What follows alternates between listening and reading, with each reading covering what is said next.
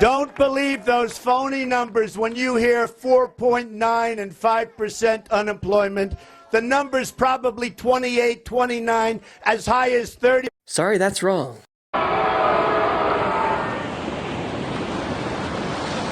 During his victory speech in New Hampshire, Donald Trump told his supporters to ignore the current unemployment rate, claiming it to be closer to 20, 30, or 40%.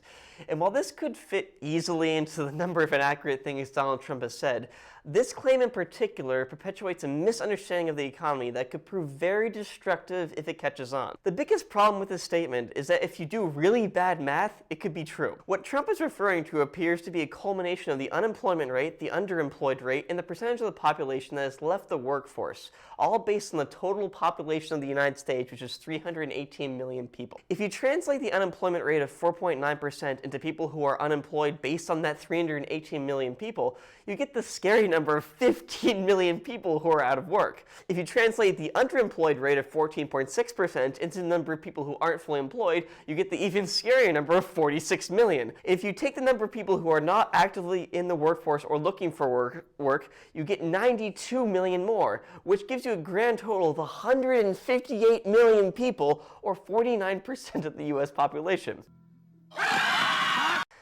Now let's debunk this before it spreads. For starters, the population that is over 16 and can actually work is actually 158 million, not the total population of 318 million. 318 million includes Northwest, who we all know will never work a day in her life. That change alone brings the number down to 122, which is still high.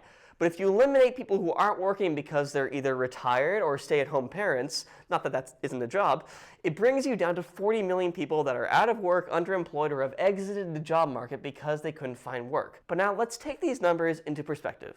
The 4.9% that the unemployment rate currently is actually statistically low given our history. The rule of thumb is that if you're around 5%, the job market's pretty stable. But even that number of 5 million still means that 7.9 million people are unemployed even in good years. It's one of those statistics that sounds large, but is actually pretty normal. It's the mole on America's body that we keep thinking is cancer. It's the same with the underemployment rate, which usually hovers around 10% in good years, and is also subject to people's confidence and comfort, which in the Great Recession took a pretty big hit. If Trump wants to add these numbers together, he's welcome to do that, as long as he puts those numbers into perspective and uses those same metrics when talking about previous years. Otherwise, his comparison is horrendously inaccurate. That's all for now. Take care. Remember to vote.